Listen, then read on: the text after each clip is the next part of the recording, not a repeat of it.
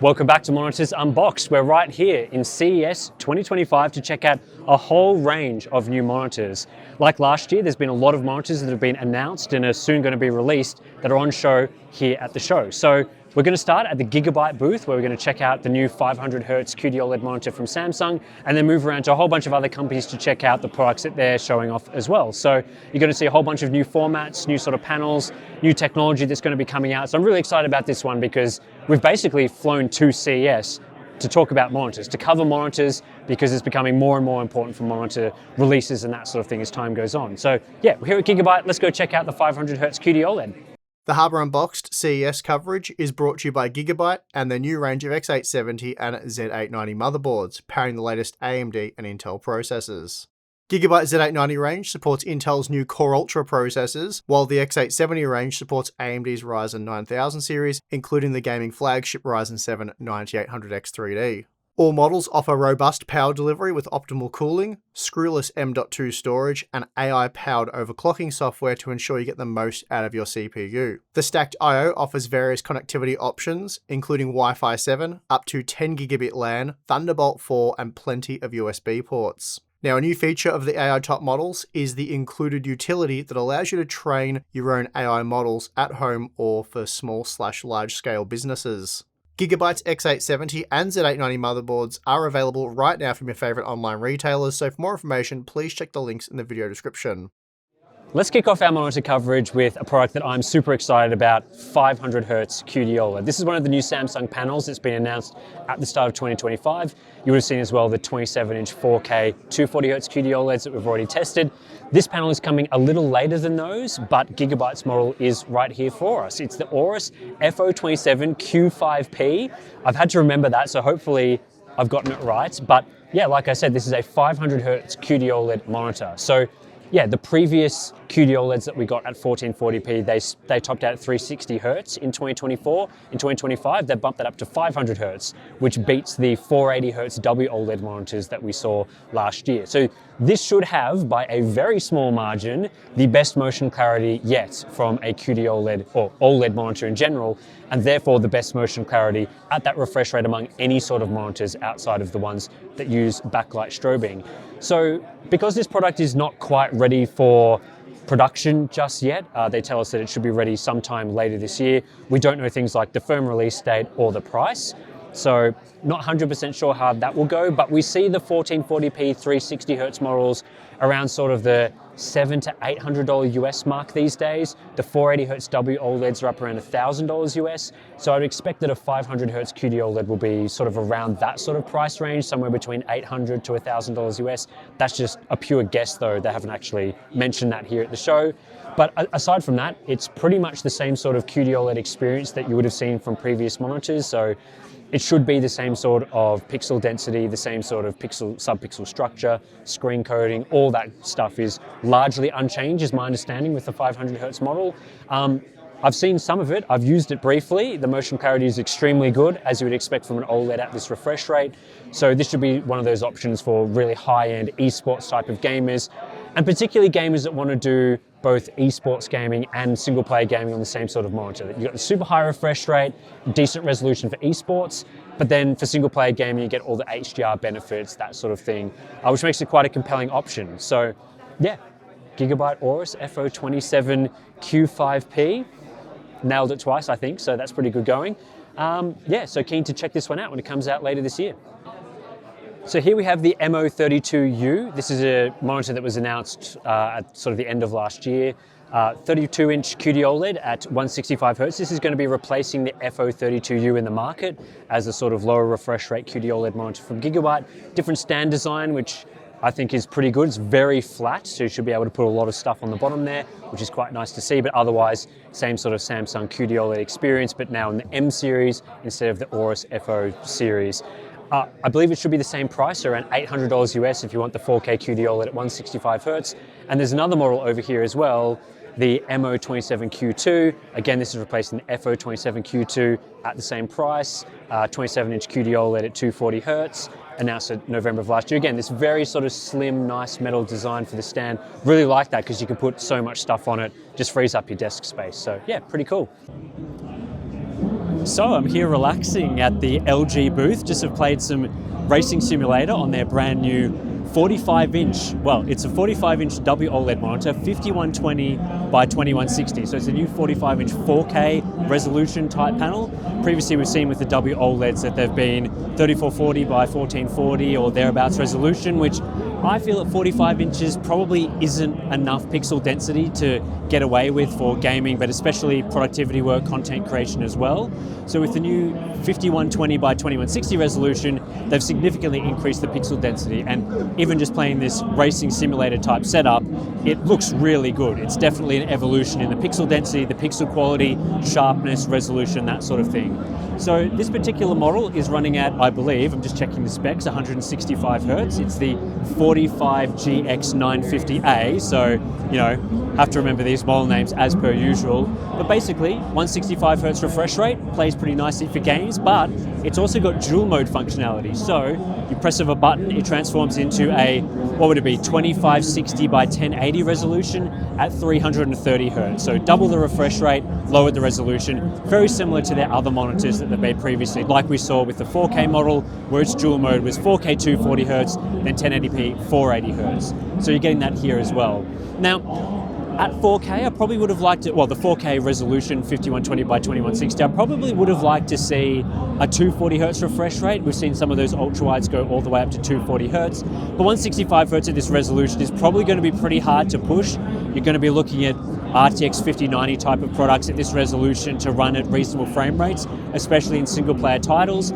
Outside of that, we're looking at very similar specifications to other WOLED monitors, 800R curve, which is what LG has used for their fixed WOLED monitors for a while now.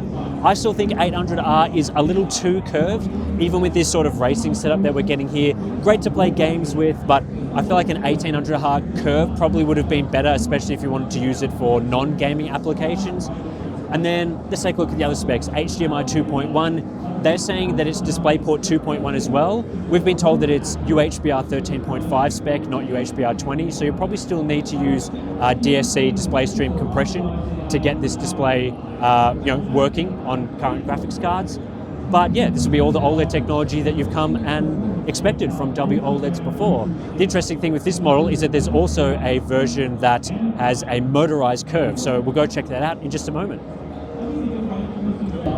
So we've just talked about the fixed curve monitor. We've got here the adjustable curve version. So this is the LG 45GX990A, the 950A model's over there. Pretty much the exact same specification that we saw with the fixed model, except this one has an adjustable curve. So it can go anywhere from flat, we'll press the button, it turns flat with a motor inside the unit here. It's actually very well hidden behind this shroud at the back, so you don't see any actuators or things. It's all nicely hidden. It goes all the way from flat, and if you press the curve button, it'll turn to 900R in about 6 seconds, we've been told, so we could probably measure that later, see if that's true. Yeah, like I said, pretty much the exact same specs as the other panel that we looked at before. That model's retailing for about $2,000 US, and will be available in the first quarter. We don't have a price for this model, but we're told that it's coming Q2, Q3, hopefully somewhere around that time. Yeah, look, this is probably the model that I would get personally. As I said with the other model, 900R I think is a little too curved for a monitor in my opinion, but with this you'll be able to set any sort of curve that you like. So you don't have to go all the way to 900R, you could stop it halfway to make it 1800R or thereabouts, or can you set it in the monitor's OSD, the exact curvature that you'd like? At least every 10%. Okay, so every 10% you'll be able to set the monitor's curve. So yeah, you could go just a tiny little bit curved. I've tested the Corsair model that's curved before, the manual curve model, and it's a little janky, if I'm honest. It always feels a little weird to actually physically bend the panel, and it's hard to get the curve consistent between the left and right sides because each side is independent. With the motorized model, it's fully curved all the time. Both sides will move in sync, so you'll be able to get the exact curve that you like. It'll be really nice and neat. So I assume this model will probably be a little more expensive than the fixed curve model because it's a nice fancy version, but I'm really keen to check this one out because I think for my sort of setup, this is a model that I would be super interested in. So yeah, we'll learn more about that soon. Also, last point, it does use the new RGWB subpixel structure, which has also been used for the 4K models. I think the new 1440p 480Hz model uses that subpixel structure as well. Same DisplayPort 2.1 UHBR 13.5. So yeah, like I said, should be a really high quality panel at the pixel density that we want to see from a 45-inch monitor. There's other panel formats coming with this sort of technology as well, 39-inch 5120 by 2160 at some point. So we'll check that out. But I think that's coming a little bit later in the year. So yeah, very cool to check this one out in person. This is one of the monitors I really wanted to see at CES 2025. And yeah, here at the LG booth, I've had hands-on time with it now. Continuing our display coverage here at CES 2025, and we've got the MPG 272 URX here. This is a 4K 240Hz 27-inch QD-OLED monitor. I've got a sample of this at home already for testing when I get back. You might have already seen the Asus model, very similar sort of product that we already reviewed on the channel. The reason why I wanted to just look at this briefly is that we actually got a price from MSI for this product. It will be $1,099 US, so $1,100 US. And that is a little surprising. The Alienware model that we saw announced a couple of days ago, I think, very similar again, specs and everything, that is priced at $900 US. So MSI's model is $200 more expensive, which is a bit of a shake-up from what we saw in previous years where, you know, the 32-inch models were very cheap. They were some of the cheapest models on the market. This is going to be more of a premium option, but you know, it has features like DisplayPort 2.1 UHBR 20 and that sort of thing. So I won't talk about this for too much because full review's coming soon. Let's move to another monitor. So this is one of the panels that I was really interested to see at Computex. This is the new 27-inch 1440p 500Hz QD-OLED from Samsung Display in the MSI MPG 272 QR. Still learning the name, so got to read off the card. So basically, last time we saw QD-OLED at 1440p was at 360 Hz. They've now bumped that up to 500 Hz for the monitors in 2025. Also, as you'll see on the screen, they've sort of got all their nice features here. DisplayPort 2.1 UHBR 20, that's a part of this as well. MSI don't have a final price for this model just yet, but they tell us that it will be available around the April to May sort of time frame. So it should be released just before or around Computex this year. And what's interesting about this is that we also learned that they're planning several different variants of this model. So while they're showing the MPG 272 QR here, there's also going to be an MAG model, so a slightly cheaper, lower cost version. You would have seen with the 32-inch models they did this. They've got, you know, for example, at $950, the MPG model, $900, the MAG model. I think we'll see something similar here, but hopefully at a slightly lower price point. They're also going to be planning a 271 QR. And they've told me that that means there's going to be a sensor below the display that will detect whether you're sitting in front of it or not. They say it's actually going to use some sort of face detection. So if you looked at the Asus PG27 UCDM video that we did, the 4K 240Hz 27-inch model, they put a proximity sensor at the bottom, which I thought was a really neat feature. Basically, you sit in front of the display, it detects you're there, keeps the screen running. As soon as you leave, after a minute or 5 minutes, it will turn off the screen, preventing burn-in and that sort of thing. MSI is planning to produce a version of this monitor with a very similar feature.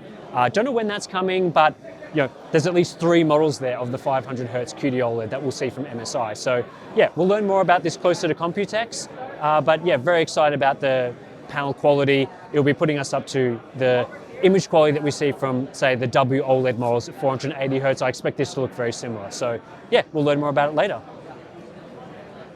So this is a bit of a weird monitor that we've seen here at CES. This is the MSI MPG 242X60N, a name that they should probably rethink because that's no good. But that's not the reason why I thought that this is a little bit of a weird monitor. It is a TN monitor, 24-inch at 600 Hz, so rapid TN, designed for esports gaming. So you get the pros and cons of that, super fast response times, but obviously viewing angles, color quality is going to be a little bit affected. The issue with this monitor is that they tell me there's no backlight strobing in this particular product, at least as it stands right now. So usually when you buy a high refresh rate product like this, you'd want something like ULMB2, DIAC from BenQ, some sort of strobing technology to improve the clarity in addition to the super fast refresh rate. That's what we see from all those premium esports monitors, but this is just a 600 Hz TN. So I'm not sure what the market for that will look like compared to the 540Hz Asus model, the 540Hz BenQ model that we've seen previously. So yeah, we'll wait and see, but it's just an interesting sort of design. Not sure whether they'll bring that to markets, but they say that this is going to be popular in China, so I guess we'll take their word for it on that one. All right, MSI, we need to have a word about monitor naming, because I'm excited about this monitor. I think this is going to be a good monitor. However, you've named it the MPG 274 URDFW E16M. So once again, the 274, because I got it wrong the first time, the 274 URDFW E16M. I don't even know what to make of that. Like, are we serious? Anyway, the reason why I'm excited about this product, despite the name, is that it's got a lot of things I think people will be interested in. It's a dual mode monitor, LCD, and a mini LED monitor. So 27-inch 4K panel with 1152 backlighting zones. This should be a true HDR monitor for people, but in addition to that, you're also getting dual mode. So 4K 160Hz and 1080p 320Hz. So this is kind of combining all of the LCD technologies that are kind of the peak of that we're getting today. So this should be a nice alternative for people who want something that's not an OLED because of burn-in concerns, that's an LCD, good text quality, 27-inch size, hopefully good HDR performance.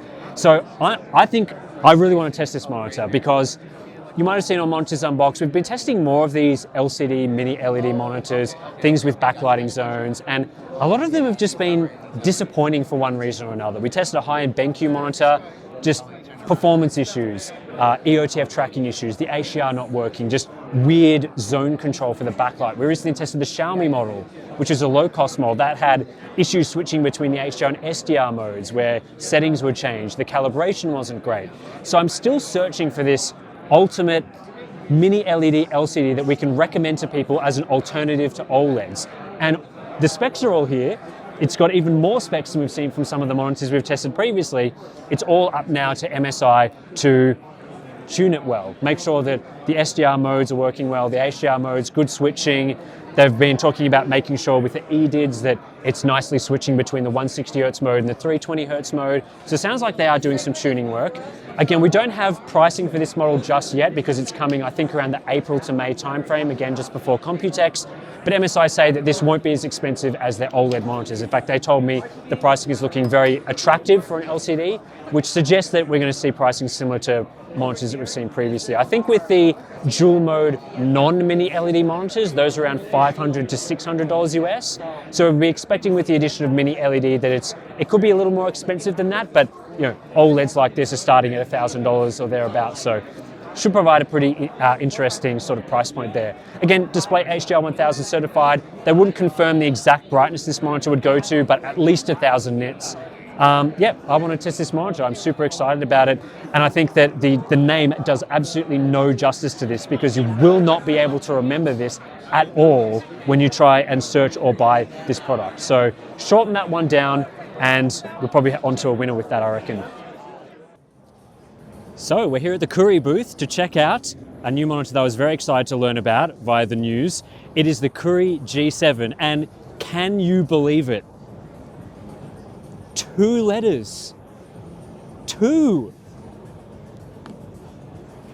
It's a winner just by that. Anyway, we'll talk more about this product because this is a 1080p 750Hz display. This is probably the highest refresh rate display that I've seen yet. I know there's some prototype 1000Hz monitors out there, but this is apparently a monitor that will actually be produced and released this year a bit later on in the quarter. So Koorui, well, HKC, the brand that makes Koorui and also designed the panel for this, tells me that this is a TN LCD monitor. However, I've been looking at the viewing angles of it and it looks more to me like an IPS LCD than a TN. The viewing angles are really good on this monitor for a TN LCD. Like I'm standing, you could probably see at an angle like this to the display, and it doesn't look anywhere near as bad as some of the other high refresh rate TNs that I've seen, like the 540Hz Asus model, for example, the BenQs. Even when you look sort of a little lower and you try and look at the viewing angles from top and bottom, honestly, probably not quite as good as the top-end IPSs that I've seen from viewing angles, but still pretty good. So again, that sort of impressed me, surprised me from this TN LCD. It is a 24-inch size. It's only 1080p resolution, of course. And the test that they're showing here is just this FPS test website. And the monitor is such a high refresh rate that it's kind of struggling a little bit to render this test at 750 Hertz. I tried the UFO test earlier, and that again, like the browser just wasn't able to render at 750 Hertz, at least in Edge like they're using here. So again, this is designed obviously for esports gamers. Don't know too much about the features, whether they'll be supporting backlight strobing or anything like that just yet. But if you want the best sort of motion clarity in an LCD, this is potentially going to deliver that. We're going to obviously have to test response time performance and motion performance, that sort of thing. But the fact that they're showing off a 750 Hertz panel and then it's here and then it's coming soon is pretty impressive to me.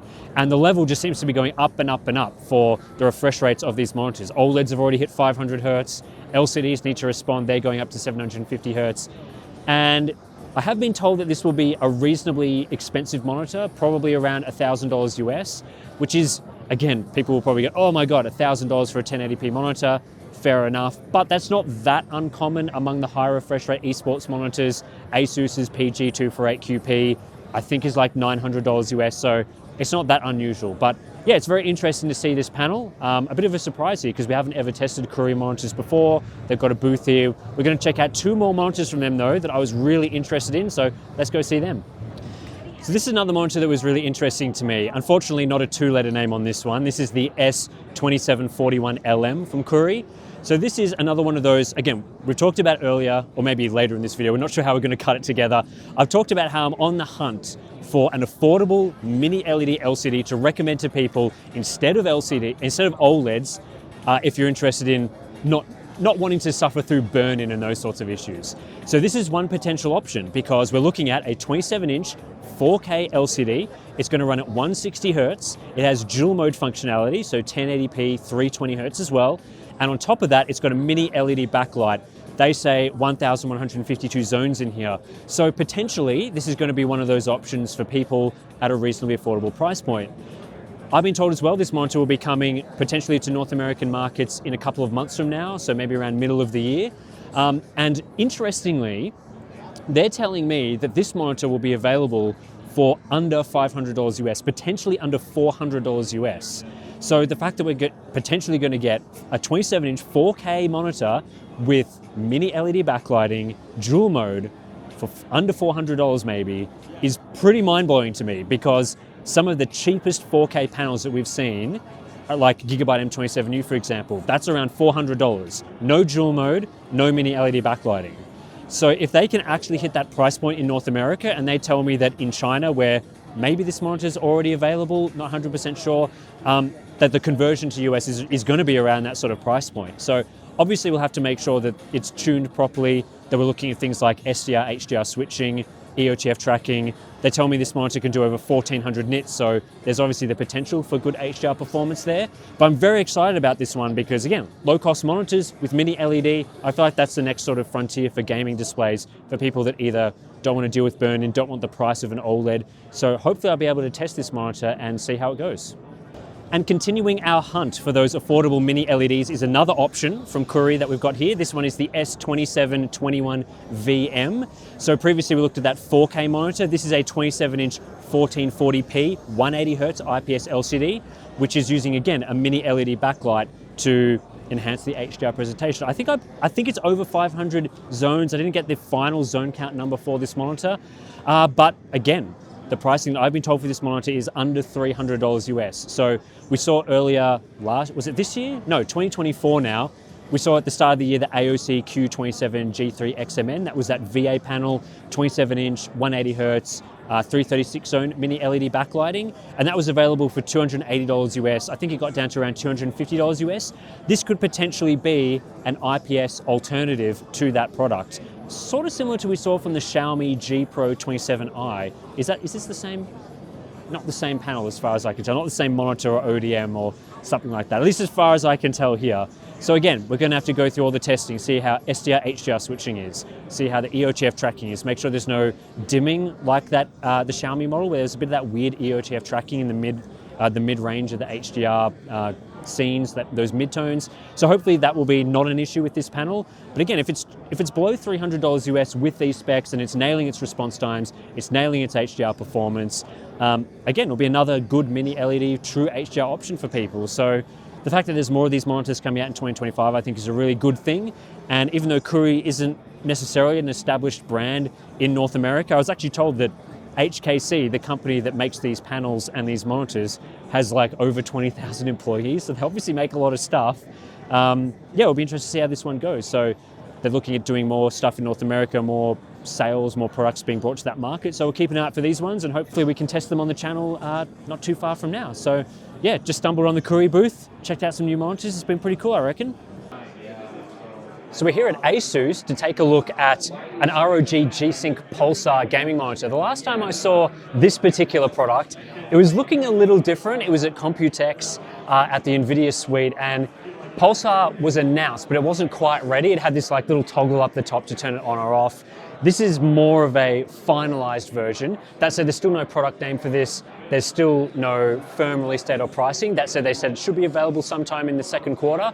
And what they're showing here is a comparison of G-Sync Pulsar with the OLED monitor at the same refresh rate.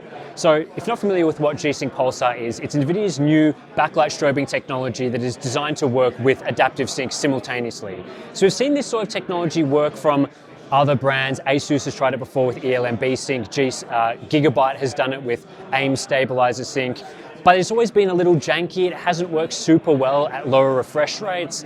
Whereas with G-Sync Pulsar, the idea is that it works giving you this clear image quality across all refresh rates. So with this comparison that we're seeing here between the OLED monitor, this is the XG27 ACD&G, which I've reviewed previously, 360Hz QD-OLED.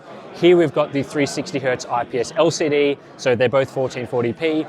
And I mean, we're not really seeing the variable refresh rate capabilities on hand right now. This is still a fixed refresh rate, but the G-Sync Pulsar monitor does look clearer than the 360Hz OLED when being run, at least in this configuration, which isn't a huge surprise. Backlight strobing, high quality backlight strobing, tends to look a little better than QD-OLED at 360Hz in my opinion. It would have been interesting if this was a 480Hz monitor, maybe even the 500Hz QD-OLEDs that have been announced, but shouldn't be too long until we can see G-Sync Pulsar in a finalized version of the monitor. Like I said, they haven't even given it a product name yet, no firm release date. But yeah, this could be a sort of interesting panel for esports gamers wanting that sort of 1440p and high clarity experience. Asus isn't the only brand who's doing G-Sync Pulsar. You'll see similar monitors from brands like, I think MSI is doing one, Acer maybe. So we'll see about that. But yeah, interesting to see it demoed here at the Asus booth. And that does it for our monitor content right here at Las Vegas, covering CES 2025. Lots of companies that we saw lots of really interesting products from across a wide variety of different monitor panel formats and that sort of thing. So it's going to be a really exciting year for monitors, I think. We're going to see a lot of the things we've seen at the show, but also plenty of other panels throughout the rest of the year. And I've heard some interesting whispers about some products that we can't really talk about just yet, but are coming out throughout the rest of 2025 as well. So yeah, lots of OLEDs, lots of LCDs, plenty of good stuff to get excited about. So hopefully you've enjoyed the coverage here on Monitors Unboxed, and if you appreciate it, we'll try come back next year to do some more monitor stuff right here. So yeah, support the channel. If you want to support the channel, subscribing is a good way to do that. We've also got the Patreon page. Links are in the description below. If you sign up, you get access to some cool things, Discord community, monthly live streams, BTS content, lots of good stuff. So thanks for watching, and I'll catch you in the next one.